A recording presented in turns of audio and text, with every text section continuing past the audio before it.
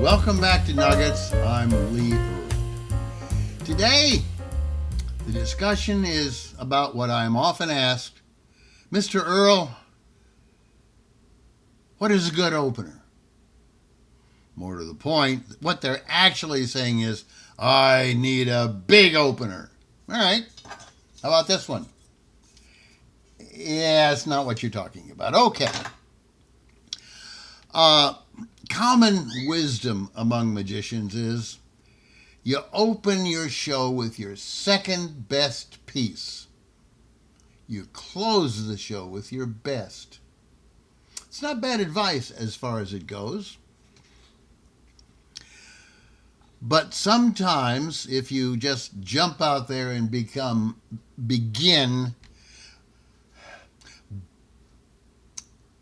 dazzling your audience with dexterity or baffling them with bullshit,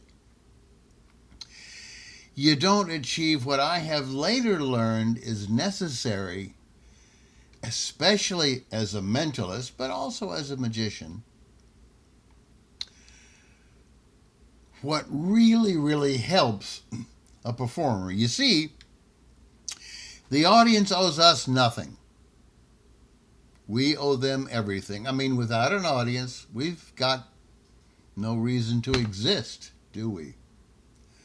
So, well, I suppose you could say the mirror serves as an audience as you hide cards behind your hand and say, aren't I wonderful? And if you do that, please wash your hands after.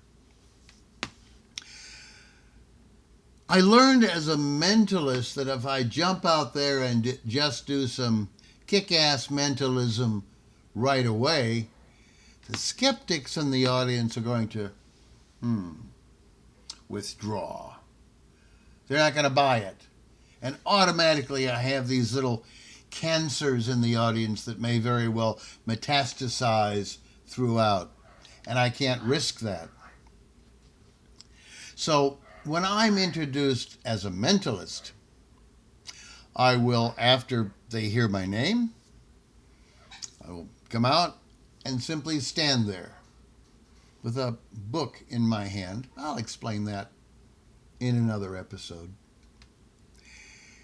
And look across the audience, my eyes contacting as many people as they can in my scan.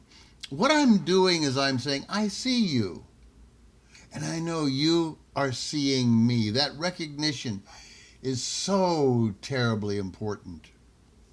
And then because, again, as a mentalist, they're wondering, what are they in for? And I have to allow them to relax. So I tell a story. You see, the 1950s television personality Art Linkletter once published an audio tape on public speaking. And he said, you'd be wise always to include a story. And then he explained why.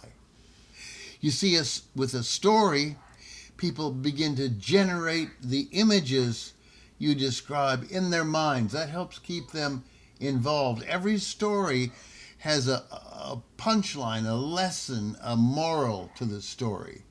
So they listen to the story. They're more patient in listening to the story, knowing that there's something coming which they will appreciate. And as a result, I begin with my audiences after I've done the looking at them business. People often say when they've seen my show that I'm somehow psychic. I'm not. Although I've been to a psychic, I've been to a real psychic, and they're everywhere, probably in your neighborhood, in a house on the corner with little white light bulbs under the eaves, a Cadillac in the driveway, and if they have a picture window, there may be likely a outline of the profile of a human head in neon, indicating that The psychic does phrenology, reading the bumps on the head. Or they may display the neon outline of an open palm, indicating that they do palmistry. Sometimes they do both. But I went to this psychic just for a first-time experience. I was about to knock on the door when a voice inside said, "Come in." Probably had one of those television doorbells. I stepped inside into the foyer. I was immediately overcome with this exotic Oriental Asian incense. I looked to the end of this short hallway. There was an arched doorway in which hung a beaded curtain, kind of like in the movie Casablanca. The voice said, "I am in here. Come." So I walked into that room, parted the beaded curtains, and listened to them rustle and click as they aligned behind me. And in front of me was a round table draped with a beautiful embroidered tapestry cloth. Atop the table sat a pretty good-sized crystal ball, and behind the ball sat a woman of obvious European extraction. She was wearing filmy clothing with sparkles woven into it, bangles on her arms. She was bedecked with an abundance of jewelry, coins hanging. But on the wall behind her, there was a sign that said, "Your fortune told, $100. Well, that explains the Cadillac, doesn't it? And so as I had come this far. I'm committed. So I opened my wallet and I pulled out 5 20s.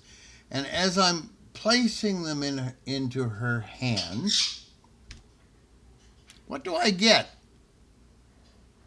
for my $100? She said, "I will answer 2 questions." She closed her hand. She opened her hand. The money was gone. Maybe she was a gypsy. So wait a minute. That's pretty expensive, isn't it?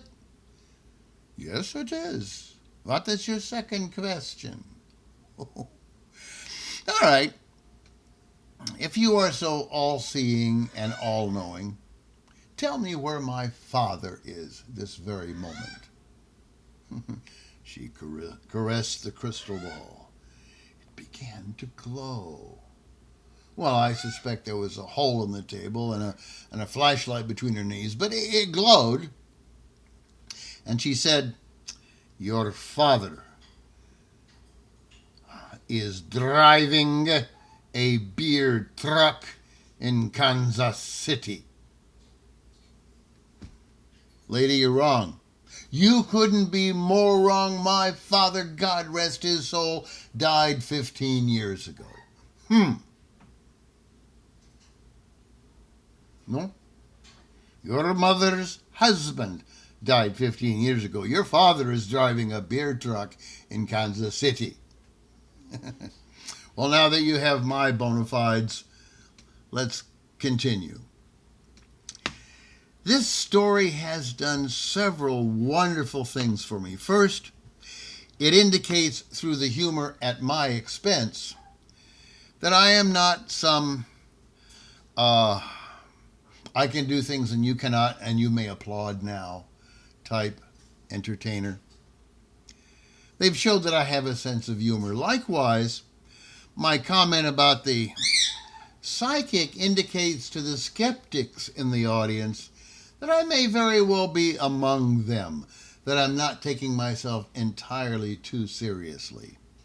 And then there is a hidden component as well.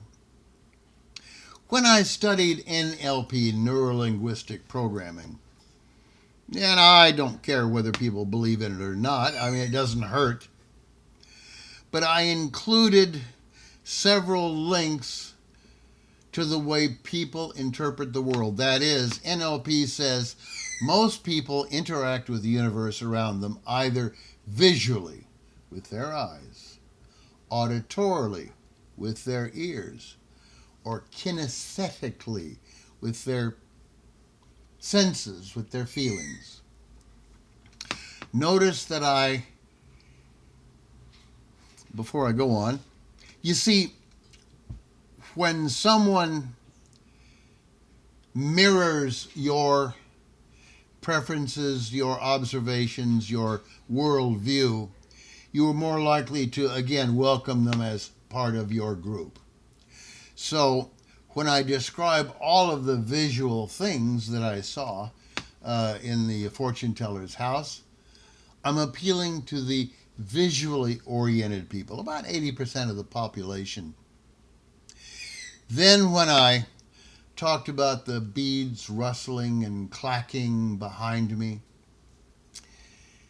that let the auditory folks understand that I might be a member of their tribe as well. Finally, for the kinesthetic, remember I described that aroma of exotic incense. That's a sense, that's a feeling. So, in other words, I have attempted a connection with all three types of people. Now, again, I don't know for sure whether it works, but it couldn't hurt. So I've demonstrated I have a sense of humor. I've explained that I'm a little bit of a skeptic. I've told the audience that, well, I've had some fun at my own expense. So now they're more relaxed. They're willing to go along with, as it were.